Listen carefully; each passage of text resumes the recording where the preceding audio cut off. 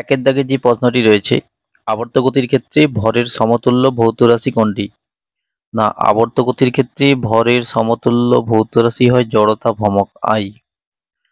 কয়েকটা উদাহরণ আমি দিয়ে দিচ্ছি, যেমন ধরো রৈখিক গতির ক্ষেত্রে আমরা কি জানি এফ সমান এম এ হয়, তেমনি কৌণিক গতির ক্ষেত্রে টাও সমান আই আলফা হয়। আবার গতিশক্তির দিকে রৈখিক গতিশক্তি কি হয়?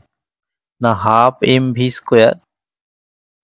আর কৌণিক গতির ক্ষেত্রে কৌণিক গতিশক্তি কত হয়? না হাফ আই ওমেগা স্কোয়ার। তাহলে লক্ষ্য করো যে এখানে এম এর যা ভূমিকা এখানে আই এর তা ভূমিকা, এখানেও এম এর যা ভূমিকা এখানেও আই এর তাই ভূমিকা। অর্থাৎ রৈখিকের ক্ষেত্রে এম এর যা কাজ কৌণিকের ক্ষেত্রে আই এর সেই একই ভূমিকা।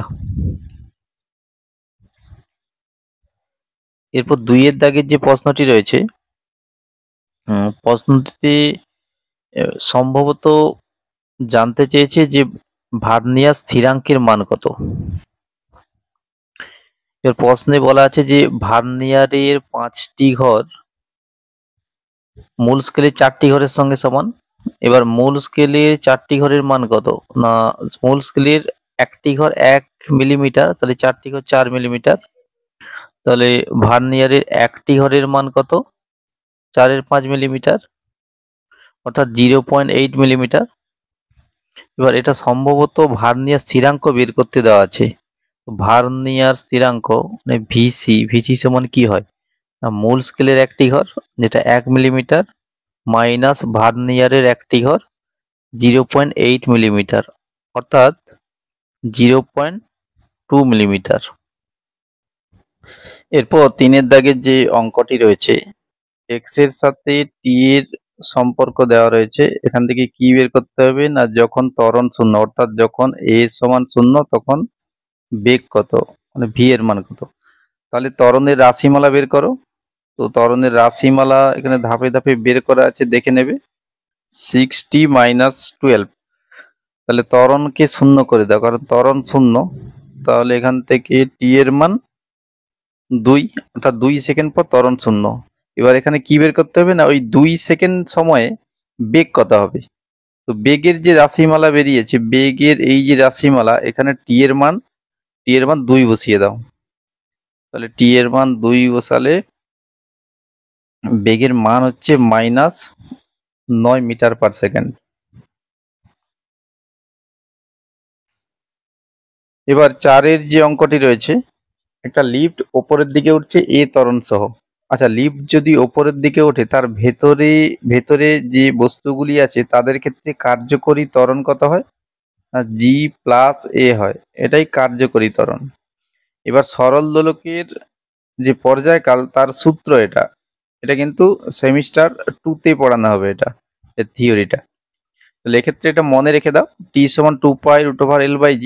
তাহলে জি এর কার্যকরী মান কত? না জি প্লাস এ। তাহলে এক্ষেত্রে এটা অ্যান্সার হচ্ছে। এরপর 5-এর দাগের যে অঙ্কটি রয়েছে, আর সমান 10t²। তো এখান থেকে আর এর রাশিমালা বসিয়ে নাও, এটা আর এর রাশিমালা, আর টি স্কোয়ার রয়েছে, তাহলে টি এর রাশিমালা এটা, তো তার স্কোয়ার। এবার উভয় পক্ষকে সরল করে নাও। তাহলে উভয় পক্ষ থেকে দেখো ইউ স্কোয়ার আর এখানে যে ইউ স্কোয়ার দুটো বাদ দিয়ে দাও, আর এদিকে এই জি এর সাথে এর একটা জি বাদ দিয়ে দাও, তাহলে এক্ষেত্রে একটা জি পড়ে রয়েছে। আর সাইন থিটা তো একটা বাদ চলে যাচ্ছে, এর সাইন থিটা একটা কিন্তু বাদ চলে যাচ্ছে। তাহলে বাম দিকে পড়ে রইল 2 cos থিটা, আর ডান দিকে জি এর মানটা যদি 10 বসিয়ে নেই, তাহলে এটা 40/10 সাইন থিটা। তাহলে এখান থেকে সরল করলেই তুমি পেয়ে যাবে ট্যান থিটা সমান 1/2, অর্থাৎ 0.5। এরপর 6-এর দাগের যে অঙ্কটি রয়েছে, বলা আছে একটি স্টিমার ইউ বেগে পূর্ব দিকে যাচ্ছে। তাহলে ধরো এই স্টিমার এটা ইউ বেগে পূর্ব দিকে যাচ্ছে, এর বেগের মানটা শুধু লিখছি ইউ। আরেকটি স্টিমার এন ইউ বেগে পূর্ব দিকের সঙ্গে থিটা কোণে উত্তর দিকে যাচ্ছে, অর্থাৎ সেটা এরকম ভাবে যাচ্ছে। এর মান, বেগের মানটা এনইউ। প্রথম স্টিমারের সাপেক্ষে দ্বিতীয় স্টিমারটি উত্তর পূর্ব দিকে যাচ্ছে, অর্থাৎ প্রথম স্টিমার সাপেক্ষে দ্বিতীয় স্টিমার এরকম এই দিকে যাচ্ছে, এটা আপেক্ষিক বেগ যেটা ডব্লু। তো এটা উত্তর পূর্ব দিক, তার অর্থ হচ্ছে উত্তর পূর্ব দিক মানে কি একদম এই মিডিল বরাবর যাচ্ছে, মানে এই অ্যাঙ্গেলটা 45 ডিগ্রি, অর্থাৎ এই যে কোণ, এই কোণটা কিন্তু 45 ডিগ্রি কোণ। তাহলে এর উল্টো দিকের কোণটা কি হবে? তাহলে ওর উল্টো দিকের কোণটা কত হবে? অর্থাৎ এই দিকের কোণটা কত ডিগ্রি হবে? এটা কিন্তু 180 মাইনাস 45, অর্থাৎ এটা 135 ডিগ্রি হচ্ছে। আর এই কোণের মান, তো এই কোণের মান থিটা দেওয়া রয়েছে। আচ্ছা, তাহলে এই কোণের মানটা কত হবে? আমরা জানি যে বহিস্থ কোণ সমান, মানে ক্ষেত্রে বহিস্থ কোণ 45 ডিগ্রি যদি ধরি, বহিস্থ কোণ সমান কি হয় না দূরবর্তী অন্তস্থ কোণদ্বয়ের সমষ্টির সমান। অর্থাৎ এটা যদি 45 ডিগ্রি হয়, এটা এই কোণটা কিন্তু 45 ডিগ্রি মাইনাস থিটা হবে, কারণ এই কোণ মিলিয়ে কিন্তু 45 ডিগ্রি হতে হবে, তাই ওটাকে 45 ডিগ্রি মাইনাস থিটা হতে হবে, কারণ দুটো যোগ করে দেখো 45 ডিগ্রি মিলে যাচ্ছে। এবার এখান থেকে কি বের করতে হবে? না এখান থেকে বের করতে হবে সাইন 2 থিটার মান বের করতে হবে। এবার ত্রিভুজের ধর্ম যদি একটু লাগিয়ে নেই, এটা অঙ্কতে শিখে থাকবে যে এই বাহু, ওই বাহু বাই ওর উল্টো দিকের কোণের সাইন, ওর উল্টো দিকের কোণ কোনটা? এক্ষেত্রে যে 45 ডিগ্রি মাইনাস থিটা যেটা, অর্থাৎ এটা কিন্তু 45 ডিগ্রি মাইনাস থিটা। তাহলে u by sine 45 degree minus theta, এটা সমান কি বলা যায়?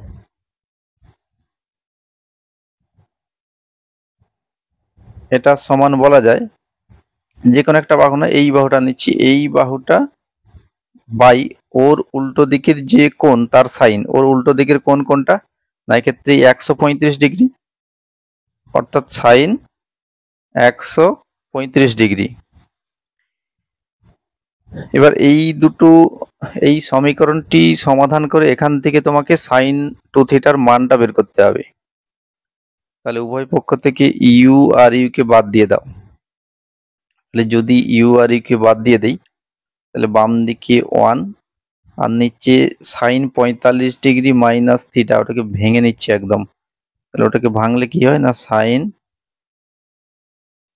45 into cos theta minus cos 45 into sine theta সমান এন বাই সাইন 135 এর মান কত? না সাইন 135 মানে সাইন 180 মাইনাস 45, অর্থাৎ সাইন 45 ডিগ্রি। এখান থেকে এর মানও √2, 1/√2, এটার মানও 1/√2, এটার মানও 1/√2। তাহলে যদি কমন নিয়ে নাও, 1/√2 কমন নিলে cos theta minus sine theta সমান n বাই এটা 1/√2।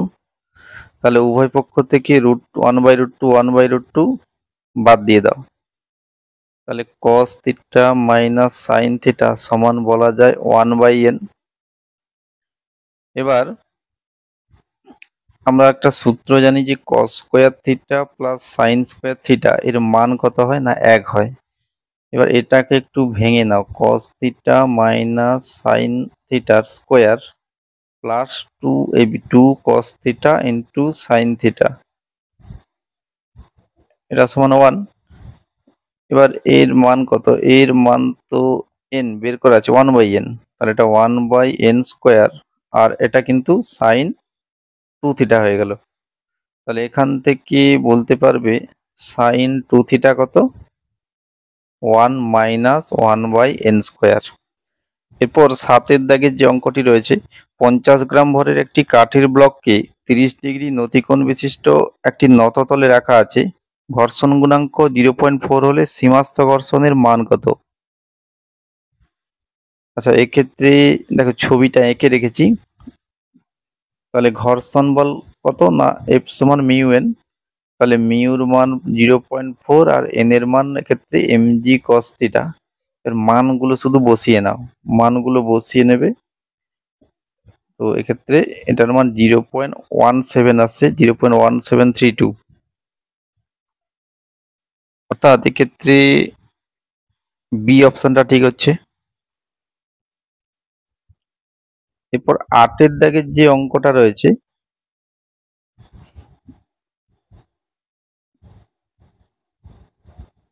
অঙ্কটি কষিয়ে দেওয়া আছে, তো এখান থেকে দেখে নেবে।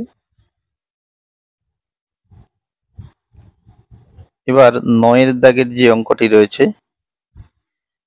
এম ভরের একটি বস্তুর উপর পি ক্ষমতা প্রয়োগ করে এর গতিবেগ 0 থেকে বাড়িয়ে ভি করতে প্রয়োজনীয় সময় কত? তাহলে ক্ষমতা, আমি দেখো প্রয়োজনীয় সূত্রটা লিখে রেখেছি, ক্ষমতা সমান কার্য বাই সময়, আবার কার্য সমান গতিশক্তির পরিবর্তন, নিচে সময়। তাহলে গতিশক্তির পরিবর্তন মানে কি, পরে গতিশক্তি মাইনাস আগে গতিশক্তি, আগে গতিশক্তি 0। এবার 10-এর যে অঙ্কটি রয়েছে, দুটো কণা এ ও বি স্থির অবস্থায় ছিল, তো যদি ওরা পারস্পরিক আকর্ষণের প্রভাবে আসে তাহলে কি হয় দেখো, পারস্পরিক আকর্ষণের প্রভাবে পরস্পরের দিকে অগ্রসর হলে ভর কেন্দ্র কিন্তু স্থির থাকে, ভর কেন্দ্র স্থির থাকে, অর্থাৎ ভর কেন্দ্রের বেগ 0 হবে, মানে কোনো ক্যালকুলেশনের দরকার নেই এক্ষেত্রে। এরপর 11-র দাগের যে অঙ্কটি রয়েছে, কোন বস্তুর গড় বেগ 0 হলে গড় দ্রুতি 0 নাও হতে পারে। ওটা ঠিকই রয়েছে, ধরো একটা বস্তু ঘুরে ফিরে সেই এ বিন্দু থেকে স্টার্ট করে আবার এ বিন্দুতেই চলে আসছে, তাহলে এক্ষেত্রে কিন্তু গড় বেগ সমান কি, গড় বেগ মানে মোট সরণ বাই মোট সময়, তাহলে সরণ যেহেতু 0 তাহলে গড় বেগ 0। কিন্তু এক্ষেত্রে গড় দ্রুতি কি হবে, গড় দ্রুতি মানে মোট অতিক্রান্ত দূরত্ব বাই মোট সময়। এক্ষেত্রে কিন্তু অতিক্রান্ত দূরত্ব 0 নয়, অতিক্রান্ত দূরত্বের মান কিছু একটা রয়েছে, এই যে পথটা যে পথে এলো, তাহলে এটা 0 নয়, অর্থাৎ বিবৃতি এ কিন্তু ঠিক রয়েছে যে গড়বেগ 0 হলেও গড় দ্রুতি 0 নাও হতে পারে। কারণে কি বলা রয়েছে, বেগ হলো একটি ভেক্টর রাশি আর দ্রুতি হলো একটি স্কেলার রাশি, এটাও একদম ঠিক রয়েছে, আর এটা কিন্তু এর সঠিক ব্যাখ্যা, অর্থাৎ এ অপশন ঠিক হচ্ছে তাহলে।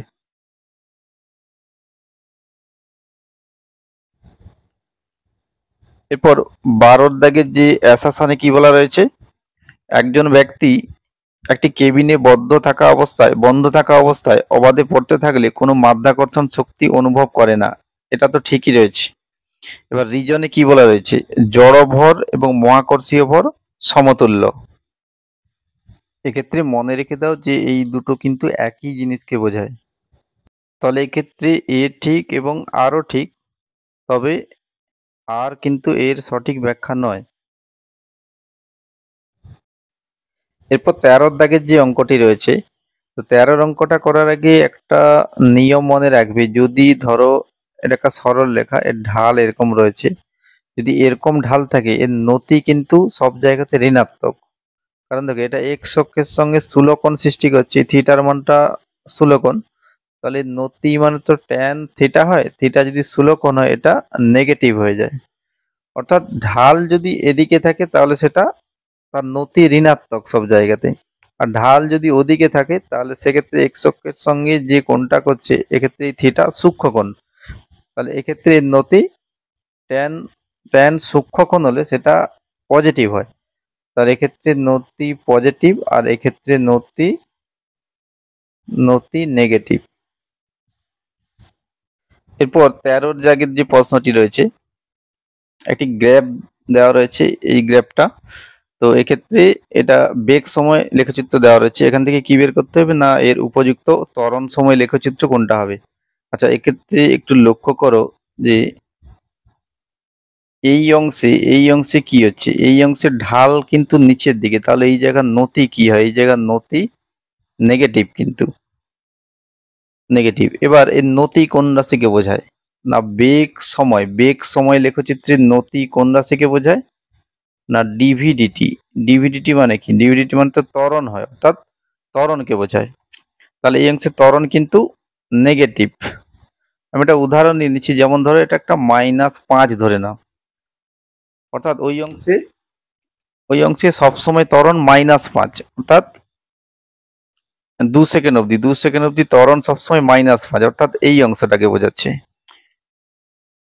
আবার এই অংশের ক্ষেত্রে কি হচ্ছে, এই অংশে নতি কিন্তু ধনাত্মক, নতি পজিটিভ। তাহলে নতি যদি পজিটিভ হয়, তাহলে নতি ধনাত্মক পজিটিভ, আমি একটা পজিটিভ মান +5 নিয়ে নিচ্ছি, অর্থাৎ ওই অংশে ত্বরণ কত, ত্বরণ +5, অর্থাৎ 2 সেকেন্ড থেকে 4 সেকেন্ড অবধি ত্বরণ ধনাত্মক সবসময় +5। তাহলে এক্ষেত্রে এই অপশানটি ঠিক হচ্ছে। এবার 14 দাগের যে অঙ্কটি রয়েছে, একটি লেখচিত্র দেওয়া রয়েছে। এটা কি লেখচিত্র না, বেগ সময় লেখচিত্র দেওয়া রয়েছে। এবার এখান থেকে কি বের করতে হবে না, সাইকেল আরোহীর গড় বেগ আর গড় দ্রুতি কত হবে। আচ্ছা, গড় বেগ সমান কি হয়, গড় বেগ সমান হয় মোট সরণ বাই মোট সময়। এবার মোট সরণ কি করে বের করবে, মোট সরণ হচ্ছে গিয়ে এই যে লেখচিত্রের মোট ক্ষেত্রফল, অর্থাৎ এই অংশের ক্ষেত্রফল, এই অংশের ক্ষেত্রফল আর এই অংশের ক্ষেত্রফল, এই তিনটে ক্ষেত্রফল মিলিয়ে মোট যে ক্ষেত্রফলটা হয়। এই অংশের ক্ষেত্রফলটা কিন্তু, এই অংশের ক্ষেত্রফলটা কিন্তু এটা নেগেটিভে নিতে হবে, যেহেতু নিচের দিকে রয়েছে আর সরণ বের করতে বলা আছে, তাহলে এক্ষেত্রে ওই ক্ষেত্রফলটা বিয়োগ করতে হবে। সেজন্য আমি এখানে একটা মাইনাস করে নিয়েছি। তাহলে এবার এটা ক্ষেত্রফল হচ্ছে গিয়ে কিভাবে বের করবে না, এটা একটা ট্রাপিজিয়াম, এটা একটা ট্রাপিজিয়াম, এটা একটা ট্রাপিজিয়াম। আর ট্রাপিজিয়ামের যে ক্ষেত্রফল বের করার যে সূত্র, সেই সূত্র অনুযায়ী বের করে নেবে না, হাফ ইন্টু সমান্তরাল বাহুদ্বয়ের যোগফল ইন্টু তাদের মধ্যে লম্ব দূরত্ব।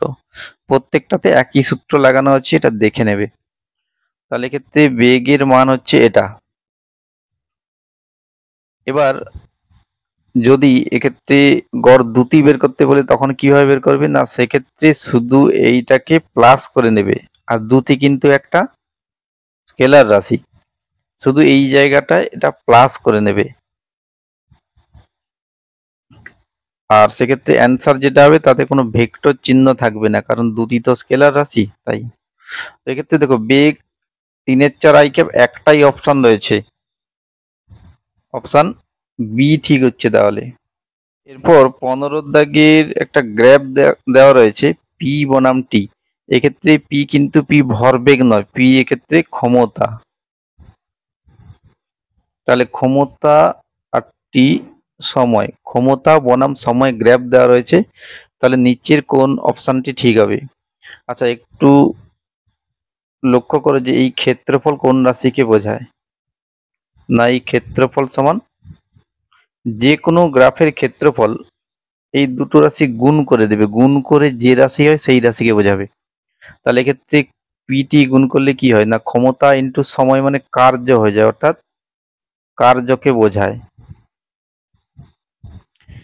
এবার যদি বি অপশনটা লক্ষ্য করি, বি এ কি বলা আছে না, যদি বস্তুটি স্থির অবস্থা থেকে যাত্রা শুরু করে তার অন্তিম গতিশক্তির মান লেখচিত্র এবং অক্ষ দ্বারা বেষ্টিত ক্ষেত্রফল দ্বারা নির্দেশিত হয়। তাহলে দেখো এই ক্ষেত্রফল কিন্তু কার্যকে বোঝাচ্ছে। আবার কার্য মানে কি না, কার্য মানে গতিশক্তির পরিবর্তন।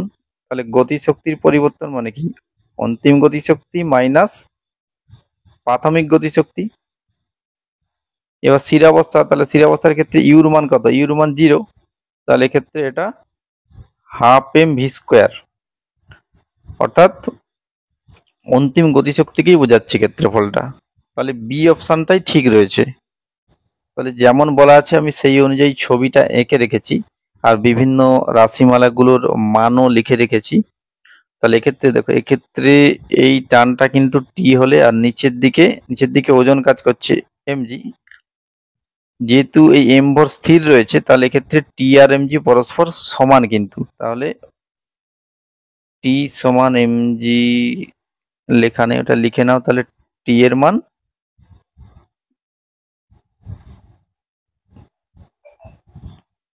টি সমান এমজি। কপি কলের সুতোয় কিন্তু দুদিকে টান সমান সমান হয়, অর্থাৎ এই টান যদি টি হয় আর এই সুতো এদিকে টানটাও কিন্তু টি হবে, সেই জন্য দুদিকে সুতোতেই টানটা টি টি করা রয়েছে।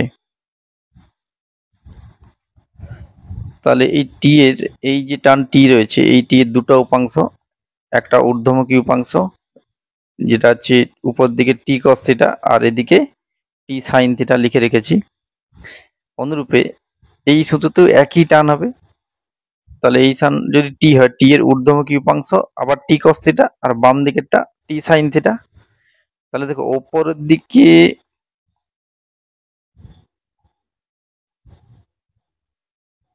ওপরের দিকে মোট টান কত হচ্ছে? মোট টান কিন্তু 2t cos থিটা। আর নিচের দিকে ওজন কত? না √2 mg। তাহলে এই দুটোকে আগে সমান করে নাও। 2t cos থিটা আর √2 mg এরা সমান হবে। 2t cos থিটা √2 mg এরা সমান। আচ্ছা, আরেকটা t সমান mg হবে, যেটা আগে লিখে রেখেছি t সমান mg। তাহলে এক্ষেত্রে যদি দুটো অনুপাত করে নিই, টি কেটে যাচ্ছে, তাহলে 2 cos থিটা সমান কি হচ্ছে? না সমান এক্ষেত্রে mg কেটে গিয়ে √2 হচ্ছে। আর এখান থেকে cos থিটা সমান 1/√2, থিটা সমান 45 ডিগ্রি। আর এখানে কি বের করতে হবে? না এক্স এর মান বের করতে হবে। আচ্ছা, তাহলে ট্যান থিটা সমান কত? দেখো ট্যান থিটা সমান এই দৈর্ঘ্য বাই এই দৈর্ঘ্য, এই দৈর্ঘ্য কিন্তু এল, আর যতটা নিচে নামছে এটা এক্সএল, তাহলে এল বাই এক্সএল। তাহলে ট্যান থিটা সমান এল বাই এক্সএল। তাহলে এখান থেকে এক্স এর মান পেয়ে যাবে 1।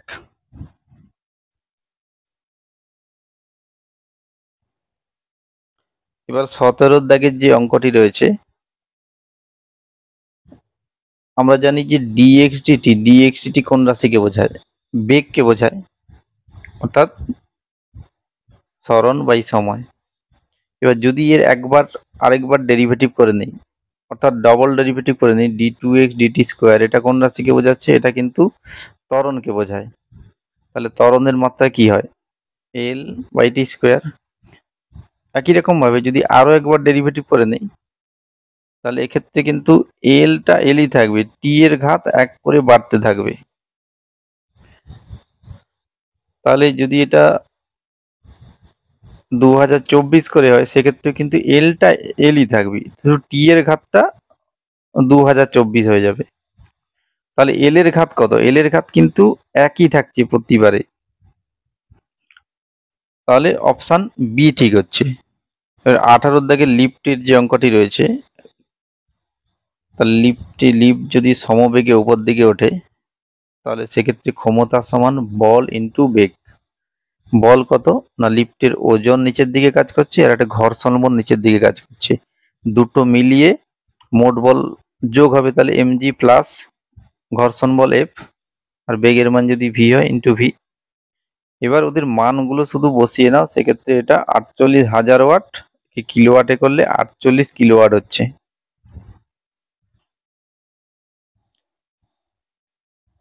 এবার 19 দাগের যে অঙ্কটা রয়েছে, রৈখিক ভরবেগ 50% বৃদ্ধি পায়, তবে ওই বস্তুর গতিশক্তি শতকরা কত বৃদ্ধি পাবে? যদি অঙ্কটা সহজে করতে চাও তাহলে এইভাবে করবে, কে সমান পি স্কোয়ার বাই 2m। তাহলে এখান থেকে কিন্তু বলা যায় যে কে সমানুপাতিক পি স্কোয়ার। তাহলে k2 বাই k1 সমান কি লেখা যায়? p2 square by p1 square. এবার ফার্স্ট ব্র্যাকেটের মধ্যে ঢুকিয়ে নিলে এটা হচ্ছে। এবারে দেখো রৈখিক ভরবেগ 50% বৃদ্ধি পাচ্ছে, তার মানে কি? আগে যদি ভরবেগ 100 থাকে, এখন ভরবেগ বেড়ে হচ্ছে কত? 150। তাহলে এটা কত হচ্ছে? 225 বাই 100। এবার এখান থেকে দেখো, এটা আমি আরেকবার লিখে নিচ্ছি, k2 বাই k1, এটার ফাইনাল মান কত বেরোলো? 225 বাই 100। অর্থাৎ আগে গতিশক্তি 100 ভেবে নাও, পরে গতিশক্তি কত হচ্ছে? না বেড়ে গিয়ে 225 হচ্ছে। তাহলে শতকরা কত বাড়ছে? না শতকরা 225, আর এই 100 বিয়োগ করবে, বিয়োগ করে যেটা হয় 125, তাহলে 125 বাড়বে।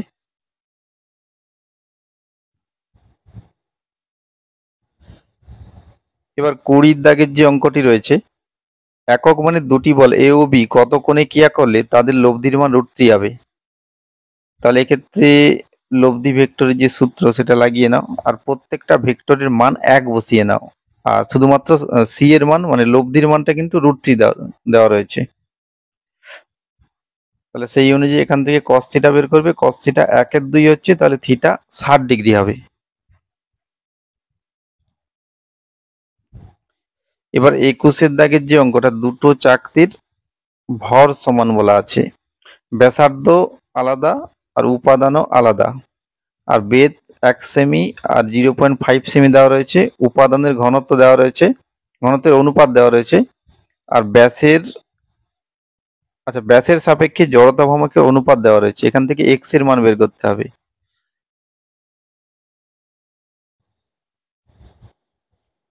তাহলে জড়তা ভ্রামক যদি আই হয়, ব্যাসের সাপেক্ষে জড়তা ভ্রামক কি হয়? চাকতির ব্যাসের সাপেক্ষে হয় 1/4 mr²। তাহলে এখান থেকে I proportional to r square. তাহলে I1/I2 সমান R1² বাই মানে R1/R2 এর হোল স্কোয়ার একদম লিখে নিয়েছি। এবার জড়তা ভ্রামকের অনুপাত দেওয়া রয়েছে, x/6 দেওয়া রয়েছে।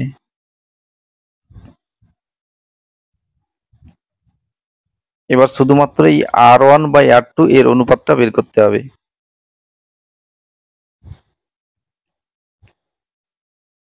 উভয়ের ভর সমান। আবার ভর সমান কি হয়? আয়তন ইন্টু ঘনত্ব। তাহলে প্রথমটির আয়তন V1 ঘনত্ব ρ1, দ্বিতীয়টির আয়তন V2 ঘনত্ব ρ2। এবার চাকতি হলেও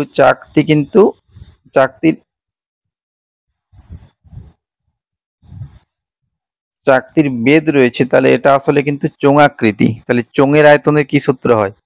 πr²h। তাহলে V1 এর মান কত? না πr²h। এক্ষেত্রে πr1² h1 আর ρ1টা ρ1 রেখে দিলাম। একইভাবে দ্বিতীয়র πr2² h2 আর রো এর মান ρ2। এবার ওখান থেকে যদি r1² বের করি, তাহলে এক্ষেত্রে দেখো, এক্ষেত্রে উচ্চতা মানে বেধ, এক্ষেত্রে বেধের মান দেওয়া রয়েছে 0.5 আর একটার 1। আর ঘনত্ব কত দেওয়া রয়েছে? না ঘনত্ব 3/5। তাহলে ρ1টা 3, ρ2 কিন্তু 5। তাহলে সরল করলে এটা 2.5/3, তাহলে 25/30, তাহলে 5/6 হচ্ছে।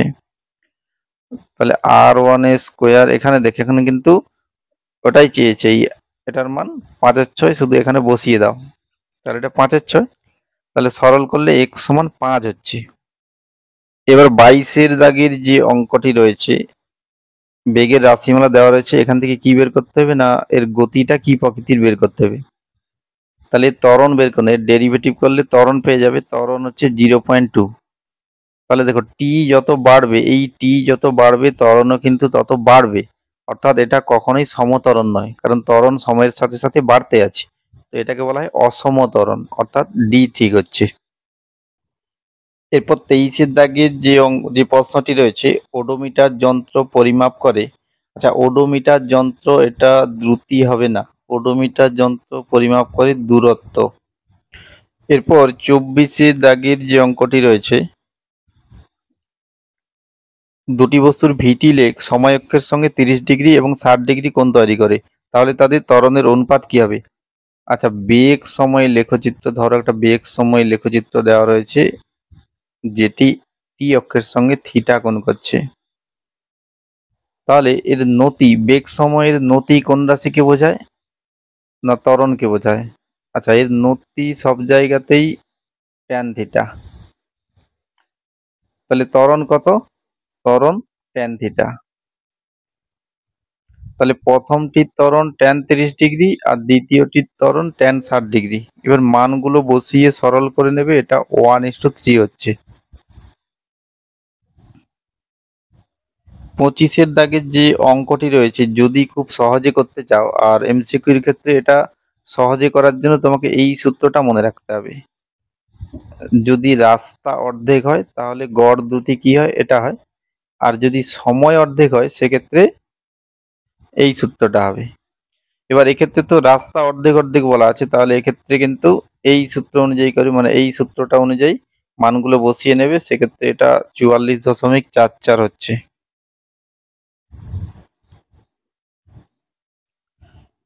এবার 26-এর দাগের যে অঙ্কটি রয়েছে, দ্রুতির সঙ্গে বেগের সংখ্যাগত অনুপাত কত হবে? আচ্ছা, দ্রুতি বাই বেগ। তাহলে দেখো, দ্রুতি ও বেগের মধ্যে যদি বাঁকা পথে যায়, ধরো এরকম একটা পথে এখানে এলো, তাহলে সেক্ষেত্রে কিন্তু দ্রুতির মানটা বেশি হবে, কারণ বেশি অতিক্রান্ত দূরত্ব। আর বেগ মানে কি? বেগ মানে এই সরণ বাই সময়, সরণের মানটা কম, তাহলে বেগের মানটাও কম হবে। তাহলে সাধারণত এক্ষেত্রে একটা ভুল লেখা রয়েছে। দ্রুতির মান কিন্তু এক্ষেত্রে বেশি হবে, দ্রুতি বেশি আর বেগ কম। তাহলে একটা ভগ্নাংশের ওপরে বেশি নিচে কম, তাহলে সেটা কিন্তু গ্রেটার দেন 1 হবে। তাহলে এক্ষেত্রে এটা একের থেকে বেশি। এবার সমান কোন ক্ষেত্রে হবে? যদি রাস্তাটা সোজা রাস্তা হয়, সেক্ষেত্রে দ্রুতিও যা বেগতা। তাহলে একের থেকে বেশি অথবা সমান, অর্থাৎ ডি অপশন ঠিক হবে এটা। এবার 27-এর দাগের যে প্রশ্নটি রয়েছে, ঘর্ষণ বলের অভিমুখ কোন দিকে? ঘর্ষণ বলের অভিমুখ সাধারণত গতির বিপরীত অভিমুখে হয়।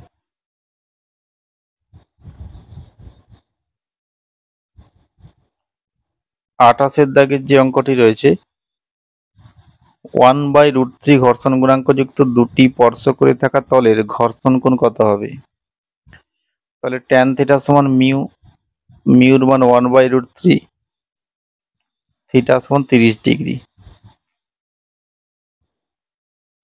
29-এর দাগের যে অঙ্ক, আমরা জানি যে শীত ঘর্ষণ সবচাইতে বেশি হয়, তারপর চলঘর্ষণ সবচেয়ে কম, আবর্ত ঘর্ষণ। 30-এর দাগের যে অঙ্কটি, একটি ঘর্ষণ তলের উপর, ওইটা সম্ভবত নত তল হবে, একটি নত তলের উপর একটি বস্তু বিশ্রামে আছে, ঘর্ষণ বল এফ এবং লম্ব বল আর, এদের মধ্যে কোণ কত? তাহলে এক্ষেত্রে ছবিটা লক্ষ্য করো, ঘর্ষণ বল এটা আর লম্ব বল এটা, এদের মধ্যে কোণ কত? কোণ 90 ডিগ্রি। এবার 31-এর দাগের যে অঙ্কটি রয়েছে, আচ্ছা, বাম স্তম্ভের সাথে ডান স্তম্ভ মেলাতে হবে। তাহলে একেরটা কি বলা আছে? এল দৈর্ঘ্য ও এম ভরের দণ্ডের মধ্যবিন্দুগামী এবং দণ্ডের সঙ্গে লম্ব অক্ষ সাপেক্ষে জড়তা ভ্রামক কি হবে? তাহলে এটা মনে রাখতে হবে, 1-এর 12 ml স্কোয়ার। আর 2-এরটা বলা আছে, অভিকেন্দ্র ত্বরণ অশূন্য এবং স্পর্শকীয় ত্বরণ শূন্য হয়, তবে গতি কি হবে? আচ্ছা, স্পর্শক বরাবর ত্বরণ না থাকলে সেটা সমবৃত্তীয় গতি হয়, অর্থাৎ বস্তু বৃত্তপথে ঘুরবে।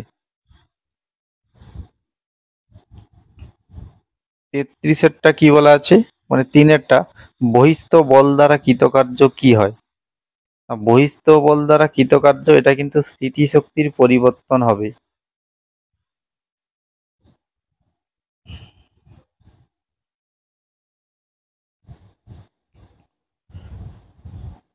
34-এর 4-এর দাগের যে অঙ্কটি, আর ব্যাসার্ধ বিশিষ্ট ফাঁপা গোলকের স্পর্শক বরাবর অক্ষে, আচ্ছা, ওটা স্পর্শক বরাবর অক্ষ সাপেক্ষে জড়তা ভ্রামক কি হবে? তাহলে ফাঁপা গোলকের স্পর্শক সাপেক্ষে আমি ধাপে ধাপে করে দিয়েছি, দেখে নাও।